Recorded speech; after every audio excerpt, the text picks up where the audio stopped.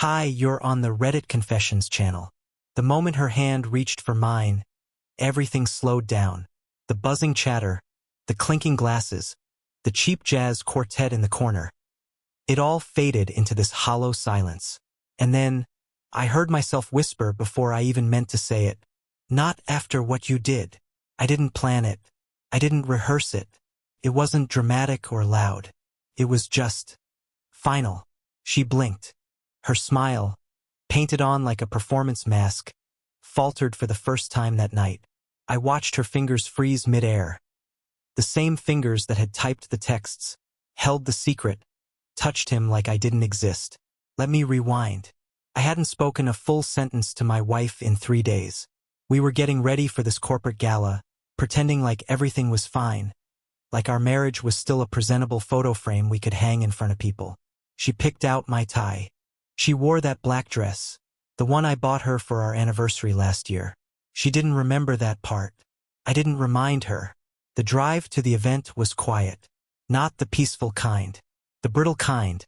Like you're walking across ice that cracks ever so faintly beneath your every step. What do you do when you know, with full certainty, that the person sitting next to you has already left the relationship, even though they're still buckling their seatbelt beside you? We walked into the venue and she was on, laughing too easily, smiling with polished teeth. Her hand kept brushing mine like we were still us, like I hadn't seen the receipts, the hotel bookings, the Venmo charge at 2:14 a.m. for drinks cocktail glass on a night she swore she was home asleep. She forgot we share bank notifications. She forgot I notice everything. I didn't cause a scene. Couldn't. I'm not that guy. I wish I were. I wish I could have flipped the table and shouted her name across the room like something out of a movie. But instead, I just stood there, drink in hand, quietly waiting for the right moment. And then it came. We were standing by the wine bar. She turned, said something about how proud she was of me for networking. Her fingers reached for mine, and I felt it, this invisible line between pretending and reality. And I cut it. Just 4 words. Not after what you did. No yelling. No names. Just that.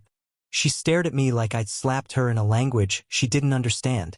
And I smiled, not because I felt better, but because I knew the act was over. Her fingers dropped before they reached mine, as if my words had stung her skin. I didn't flinch. I didn't move. I just sipped my drink slowly, forcing myself not to tremble. The air around us felt suddenly cold, like the chandelier lights had dimmed just over our heads. She laughed. That fake, brittle PR laugh she used at fundraisers and strategy luncheons. You're being dramatic, she hissed through her teeth without breaking her smile. She leaned in closer, for appearances of course, but I stepped back half an inch. Just enough for her to notice. Just enough to let her know. I wasn't playing the part anymore. People were watching. Colleagues, directors, interns. All dressed up in their rented suits and sequined gowns. They probably thought we were discussing something romantic, maybe planning a dance. But the truth between us was sharper than any knife in the catering trays. I could see Jay from across the room, standing near the staircase with his glass of scotch, pretending not to look at us. He'd grown out his beard since the last company photo. Maybe so I wouldn't recognize him. Too late. I turned away from her without another word and walked toward the balcony. I needed air, space, anything but the scent of her perfume. The same one she wore to that retreat 2 months ago, when she told me she needed time to reconnect with herself. What she really meant was time to disconnect from me. I remember that weekend like a splinter. She hadn't answered my calls, claimed there was no service, and yet her Instagram story uploaded just fine. A blurry boomerang of a bonfire, wine glass raised, someone's arm draped around her waist out of frame. I had replayed that clip so many times, trying to guess whose arm it was. I don't have to guess anymore. The balcony was empty. Cold wind cut through my suit, but it felt cleaner than the room inside. I leaned on the railing and looked down at the city lights below, every window glowing like a life I wasn't living. I wanted to scream, or cry, or maybe both. But instead, I just stood there, listening to the sound of my own heartbeat, trying to remember what it felt like to trust her. I heard her heels before I saw her shadow. "Ellery," she said, voice soft like a velvet rope meant to pull me back. "Can we talk? Somewhere private?" I didn't answer. She stepped beside me, close enough for her hair to brush my shoulder. "It wasn't what you think," she tried. That line. That pathetic, overused line. He was going through a rough patch and I got too close emotionally. I messed up. Okay? But it didn't mean anything. Didn't mean anything. The words echoed like they were scripted by someone who never really loved me. She touched my arm gently, but I shrugged it off. Not harshly. Just enough to make her hand fall away like it didn't belong there anymore. "I read everything," I said finally. "The messages, the photos, the hotel receipts. You can stop pretending now." She didn't deny it. She just stared at me with that blank, wounded expression people wear when they've already rehearsed their guilt but didn't expect the timing of the reveal. "It was a mistake," she whispered. "One mistake." I looked at her, really looked. Her eyes were shimmering. Whether from guilt or fear, I couldn't tell. I used to find those eyes comforting. Now they were just mirrors reflecting someone I didn't recognize. I didn't raise my voice. I didn't accuse her of shattering me. I didn't ask why because I already knew the answer. She wanted more excitement, more validation, and Jay offered her both in all the ways I apparently couldn't. But what she didn't know, what she never even thought to check, was that I had one message left to send. One truth she hadn't seen coming. And I was going to deliver it right here with the whole company watching. The city lights below looked so distant, almost fake, like a backdrop someone painted to distract me from the wreckage unfolding in front of my eyes. Laurel stood a few feet away, arms crossed, shifting her weight uncomfortably in those ridiculous designer heels. Her lips were parted like she wanted to say something important, something that could glue our lives back together. But what came out next only sharpened the cracks between us.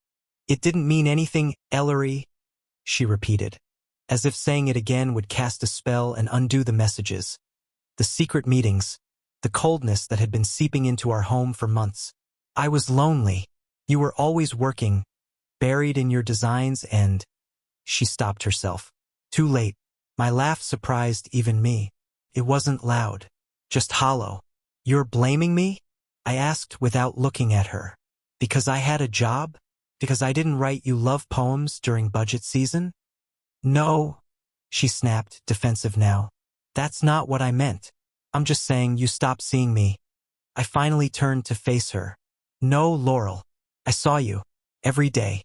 I saw you when you were tired, when you cried over stupid things like wilted roses or delayed flights.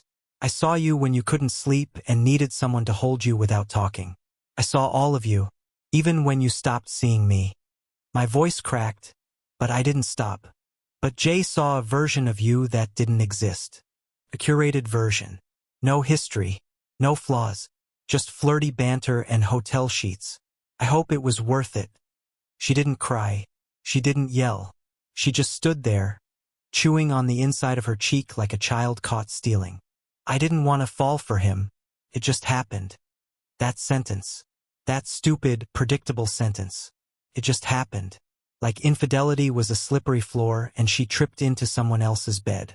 "I didn't plan any of this," she continued, stepping forward again. I needed to feel like I mattered."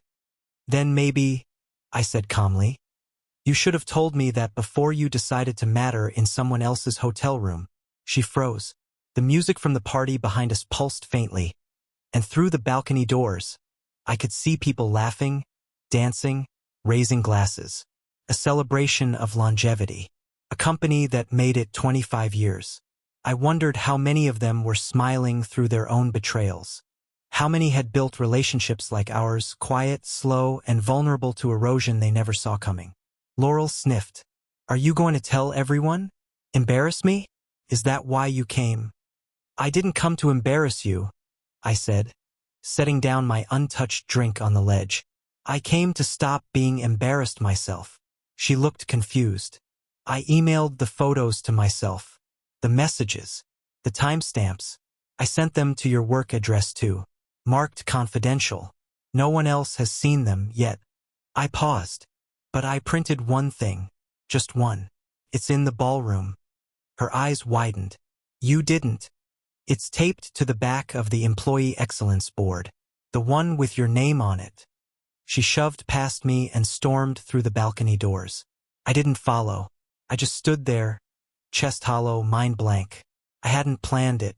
I hadn't even known I would go through with it until this morning when I printed that message she sent him. You make me feel more alive than he ever did. I left out her name. No photos. Just the sentence. Just enough to crack her mask. Inside the ballroom, people were beginning to whisper. The sign had been found. And Laurel, she was about to realize that not all betrayals stay hidden behind password-protected phones. The doors to the ballroom swung open like a storm rolling in, and I knew the moment it happened. I didn't need to see her face. I didn't need to hear the gasps. The shift in the atmosphere was instant. Laughter dulled. Heels stilled on marble. Conversations hiccuped mid-sentence. That one sentence, 12 words, no names, was enough to infect the entire room with suspicion. You make me feel more alive than he ever did. I stayed outside a while longer, counting seconds like heartbeats. I expected guilt to hit me, or shame, or maybe some awful sense of pettiness. But instead, I felt strangely calm. Not triumphant, not angry, just empty.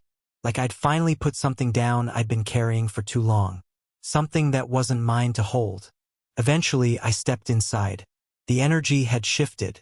Pockets of whispers orbited around the event boards, where employees were still pretending to sip champagne while stealing glances toward the display. The board had been taken down already, but the damage had settled into every corner like cigarette smoke in a carpeted room. You couldn't unsee what you'd read. Not when half the company knew Laurel had just returned from a string of wellness retreats. Not when Jay was mysteriously absent tonight. I spotted her near the bar. She looked like a drowning person trying to smile above the surface. Her posture was stiff, eyes darting between co-workers with a fragile, forced calm. When she finally noticed me, her expression twisted into something between panic and fury. She stormed toward me fast, clutching her sequined clutch like she wanted to throw it. You promised you wouldn't humiliate me, she hissed. Her voice barely above a whisper, but sharp enough to slice. I didn't mention your name, I said evenly. Or his. You didn't need to, she snapped. Everyone's talking. They know. You made sure they'd know. No, I replied. You made sure they'd know the moment you brought your affair into our workplace. You made it public the second you walked in here expecting me to hold your hand and smile for pictures like everything was fine. She blinked hard, as if trying to reset herself, but I could see the cracks forming. Not just in her mask, in her certainty. This wasn't how it was supposed to go. I was supposed to stay quiet, wasn't I? That was my role. The loyal fool in the background. But something about watching her pretend like nothing happened, expecting me to play along for appearances, had finally broken that part of me. I made a mistake, Ellery, she said. Her tone suddenly low, measured, as if trying to regain control. But this was cruel. What's cruel? I said quietly. Is watching the person you trusted the most dress up your heartbreak and call it a misunderstanding. What's cruel is listening to the woman you married whisper to another man about how dead she feels at home. She tried to speak, but her voice caught in her throat. You asked me not to embarrass you, I continued. But you never once asked if I was okay. Not once since I found out. You were more worried about how this would look than about what it did to me. A silence fell between us. This heavy pause full of everything neither of us could take back. I could feel eyes on us, discreet but not invisible. I didn't care anymore. I wasn't putting the mask back on. Is this it then? She asked bitterly. You're done. I didn't respond right away. I wanted to, but for the first time words felt too small. So I just looked at her. Really looked. At the woman I once brought soup to when she was sick. Who once held my hand during my father's funeral. Who used to fall asleep with her fingers tangled in mine like she was anchoring herself to something solid. That woman wasn't here anymore. Yes, I said finally. This is it. And with that, I walked away. Not out of the building. Not yet. I still had one thing left to do. But for now, I let the space between us stretch wider than it ever had before. I didn't walk fast. I wanted to, believe me, but something told me to move slow. Not because I was unsure that moment had passed, but because walking away wasn't just physical. It was symbolic. It was the first time in years I wasn't rushing to clean up a mess someone else made. I wasn't apologizing for her sharp words, smoothing over the awkward silences, or convincing myself things would get better. I wasn't begging anymore. That part of me was already buried beneath the ballroom floor. I stepped into the hallway leading to the elevators. The further I got from the party, the more I could breathe. But just before the elevator doors opened, I heard the sound I was half expecting. Heels, rapid, desperate footsteps, and then her voice. "Ellery, wait."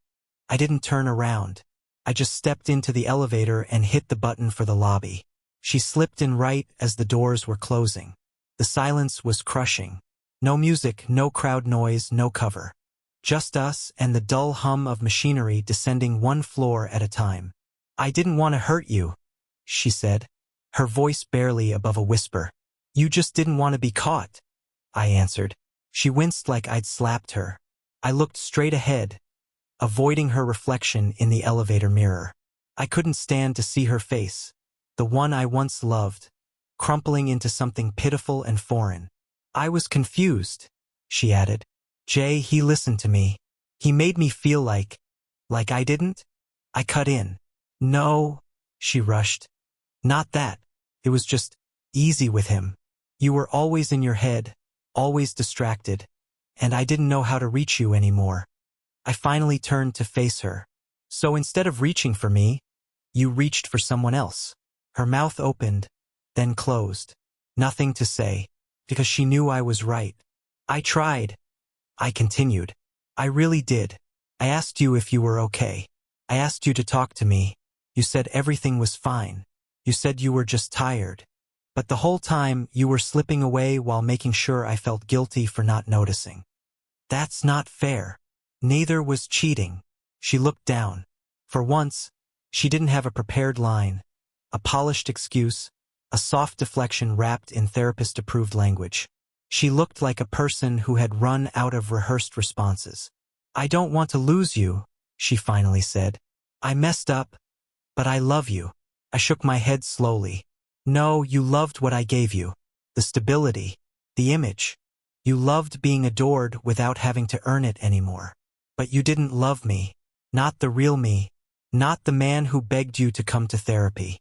Not the one who stayed up all night designing your pitch deck when your promotion was on the line. Not the one who forgave too much for too long."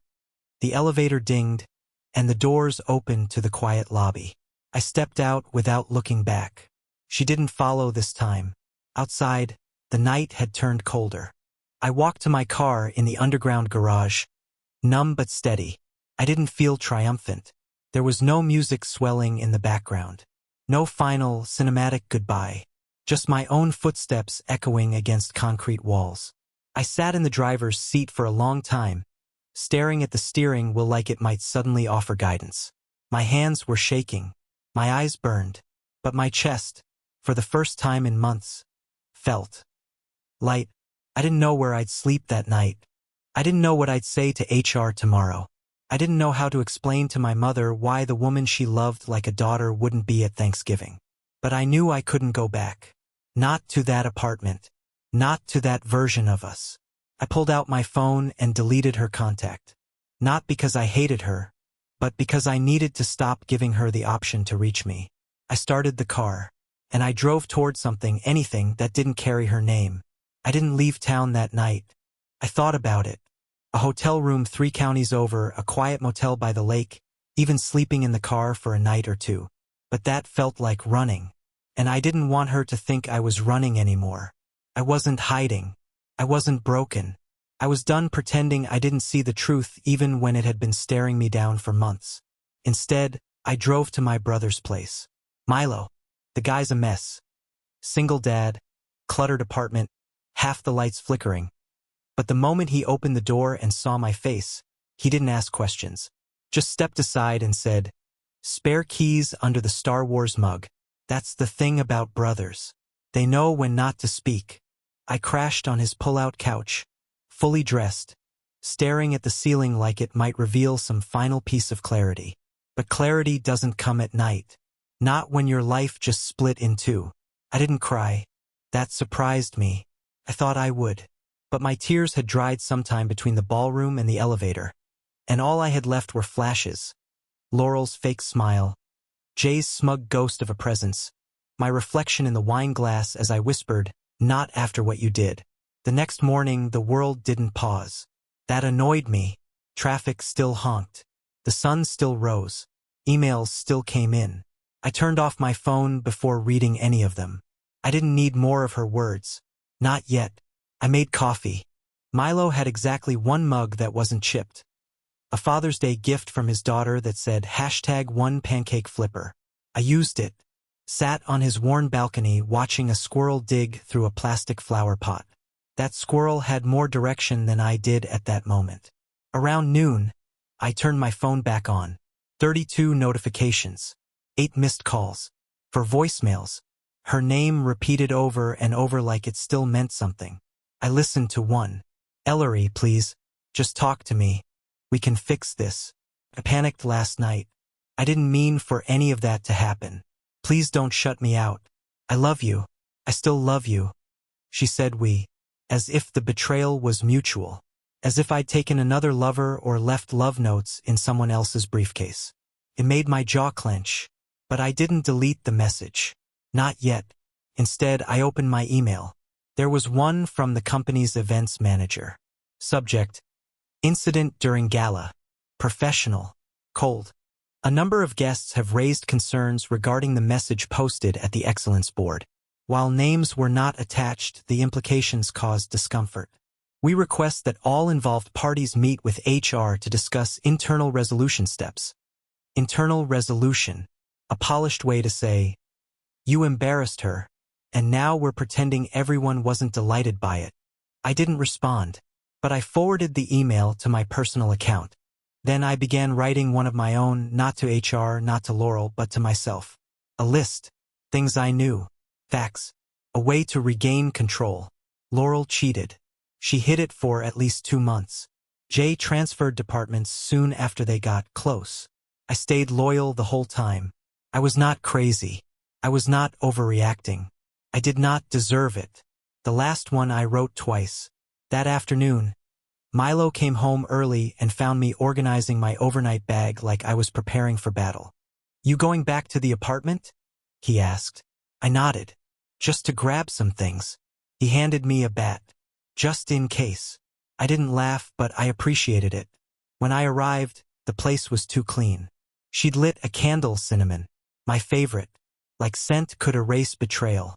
Laurel sat on the edge of the couch, hands folded like a schoolgirl waiting for a parent-teacher conference. She started to speak, but I raised a hand. "I'm not here for closure. I'm not here for another explanation." She nodded slowly, eyes already filling. "Then why did you come?" I zipped open my bag and started packing. "Because I want you to see me leave." Her face collapsed inward. "That's cruel." "No," I said softly. "Cruel was watching you erase us in private while playing wife in public. This is clarity." I packed only what mattered. My books, my laptop, a few shirts. I left the wedding photo on the shelf. I wanted her to look at it and remember what she lost. Not me, herself. As I walked out, she whispered, "Ellery, if I had told you everything, if I had been honest before, would you have stayed?" I didn't even stop at the door. "No, because if you'd really loved me, there wouldn't have been anything to confess." And just like that, I left the key on the counter. For the first time, not afraid of what came next. 2 days passed. I stayed at Milo's, helping him with laundry, making school lunches for his daughter, anything to keep my hands moving so my mind wouldn't.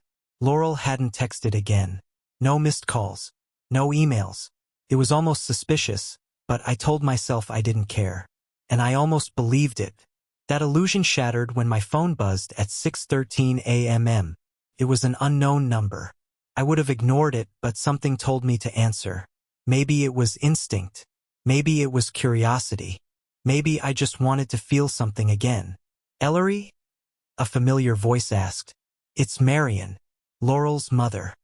My stomach dropped. She didn't waste time. I'm sorry for calling so early, but I just had Laurel here. She's not okay. She told me what happened, or at least what she wants me to believe happened. But I'm her mother. I see through her. I didn't know what to say. I wasn't ready to process this through another voice. She's trying to paint this as a breakdown, a lapse in judgment, that you overreacted, that you've always been emotionally distant. I told her to stop lying. I told her she's lucky you didn't leave the moment she confessed. She didn't confess, I muttered. I found out on my own. Marion sighed. That's what I thought. Look, I know this is messy. I know I'm not supposed to be involved. But Ellery, I've seen you hold that marriage together by sheer willpower. And now she's trying to flip the narrative. Why are you telling me this? There was a pause. Because she's meeting with HR today. She's going to claim it was emotional distress. That she was manipulated. She's trying to protect her job by throwing you under the bus. I thought you should know. And just like that, my heart started pounding again. Not from hurt this time, from something else. Something sharper. Rage? Disbelief? Maybe both. After I hung up, I sat motionless for nearly 10 minutes. It wasn't enough that she betrayed me. Now she wanted to rewrite the ending, turn me into the villain, gaslight the entire timeline of what happened so she could come out clean on paper. But I wasn't a footnote in her redemption arc. I didn't know what I was going to do yet, but I knew I wasn't going to stay silent. By noon, I was dressed and sitting in my car outside the office building. I hadn't planned to go back there. Not yet. But something told me to be present. Not for confrontation. For accountability. I wasn't going to give her space to lie unchecked. I didn't go inside. I just waited. Eventually, I saw her. She walked out of the building wearing a gray blazer I bought her for her last promotion. Sunglasses on despite the overcast sky. She looked exhausted. Pale. But it wasn't guilt in her posture, it was strategy. She spotted me across the parking lot. For a second, we locked eyes. She hesitated. Then, slowly, she walked toward my car. I rolled the window down halfway. Busy morning? I asked. Her lips tightened. I didn't expect to see you here. Marion called me. That stopped her. Her face went flat. She had no right. No, I said. But she had decency. Something you lost along the way. I didn't tell HR anything untrue, she said quickly. I just framed things in a way that would protect my position. You mean you told them I was emotionally unstable? I said, voice low. That I lashed out after a misunderstanding. She didn't deny it. You're unbelievable, I muttered. Her voice cracked a little. I panicked. I didn't know how else to fix it. I shook my head. You didn't fix it. You just started a new lie to cover the old one. You know, I thought watching you cheat was the lowest point in our marriage. But this is a new kind of betrayal. Ellery, please. No, I said. You wanted to protect your image. You wanted to look like the victim. But the truth is not going anywhere. And if you push me, I'll show every message. Every photo. I don't want to, but I will. She stared at me, speechless. I put the car in reverse. You can lie to HR. You can lie to your friends. But the one person you'll never fool again is me. And then I drove off. That was the last time I spoke to her. But it wasn't the end. Because the next morning, Jay's wife messaged me. And that changed everything.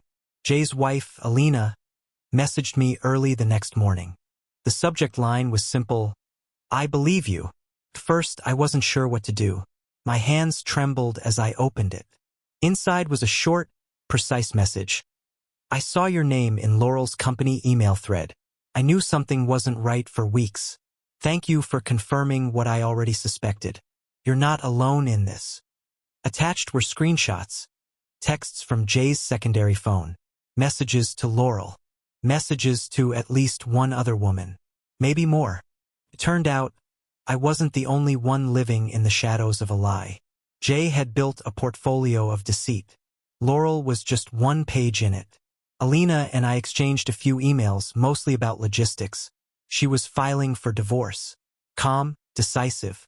There was something powerful about her tone. Not angry, just done. It made me realize I was already further along than I thought. I didn't want vengeance anymore. I wanted peace. I wanted space to rebuild what she tried to reduce me to. I submitted my resignation a week later. HR didn't ask questions. Laurel had taken a leave of absence. Officially for mental health. Unofficially, she was cornered. Quietly, the company moved Jay to a separate division and let him resign with dignity. I didn't stick around to watch it unfold. I was already gone. I moved into a small apartment on the edge of the city. Nothing fancy. Second-hand couch. A coffee machine I actually liked. And quiet mornings. The kind where no one's pretending. I started freelance design work. Paid less, but I smiled more. I even got a rescue dog, Murphy. He doesn't lie. He just wags and snores and waits for me to come home. Some nights I still think about Laurel. Not out of longing. Out of disbelief. How someone could love you so loudly one year and betray you in whispers the next. But then I remind myself, I didn't lose her. She lost me. The man she expected to crawl back? He's gone. In his place is someone still soft, still a bit too emotional, still overthinks everything, but stronger, wiser, and finally at peace with the silence. So no, I didn't burn down the house. I didn't get even. I got out. And in the end, that was the best revenge of all. Thanks for sticking through all parts of this story. Now we want to hear from you. What moment shocked you the most in Ellery's story? The printed message? The mother-in-law's call? The final email from Jay's wife? Let us know in the comments. You're watching Reddit Confessions, and sometimes the biggest win is simply walking away with your dignity intact.